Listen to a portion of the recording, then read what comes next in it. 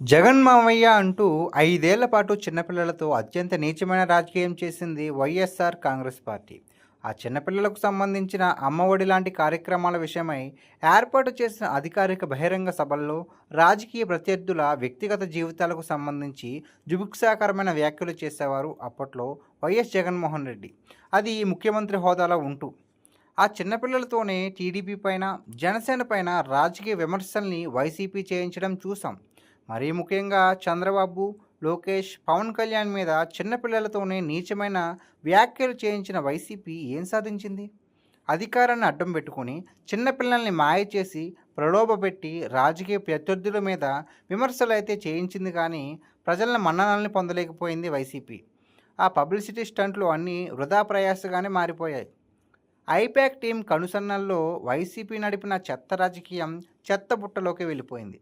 Why not 175 అని మేకపోతు గాంభీర్యం ప్రదర్శిస్తే ప్రజలు ఇచ్చిన సీట్లు 11 మాత్రమే. ప్రస్తుతం ప్రతిపక్ష హోదా అడుక్కునే స్థాయికి వైసీపీ దిగజారిపోయింది. చింత చచ్చిన పులుపు చావలదన్నట్టు ఇప్పుడు అవే నీచమైన రాజకీయాలు. అది చిన్నపిల్లలతో.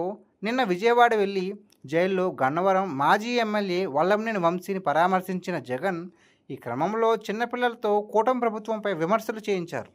చిన్నపిల్లల్ని సైతం పెయిడ్ ఆర్టిస్టులుగా మార్చి వారితో రాజకీయాలు మాట్లాడించి రాజకీయ విమర్శలు చేయించడం వైసీపీకి వెన్నతో పెట్టిన విద్య. ఆ సంగతి అందరికీ గతంలోనే అనుభవమైంది. అందుకే నిన్న ఓ చిన్నారి చేసిన రాజకీయ విమర్శలు ట్రోలింగ్కి గురయ్యాయి. ఆ ట్రోలింగ్ మీద వైసీపీ మళ్ళీ రాజకీయం మొదలుపెట్టింది.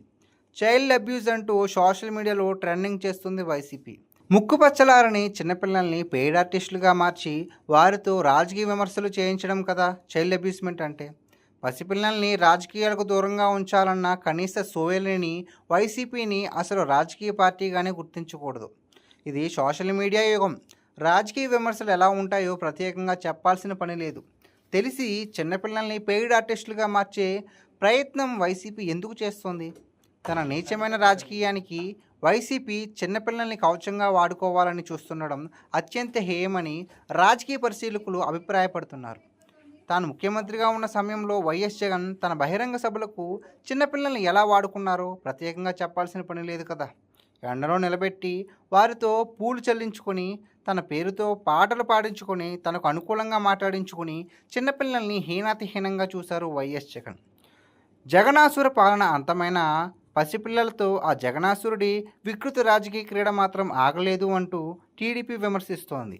ఇంకెన్నాళ్ళు ఇలా పసిపిల్లలతో పాడు రాజకీయం? పసిపిల్లల్ని రాజకీయాలకు దూరంగా ఉంచేలా కూటమి ప్రభుత్వం తగు చర్యలు తీసుకోవాల్సి ఉంది. అవసరమైతే చట్టాల్ని మరింత కఠినంగా అమలు చేయాల్సిందే.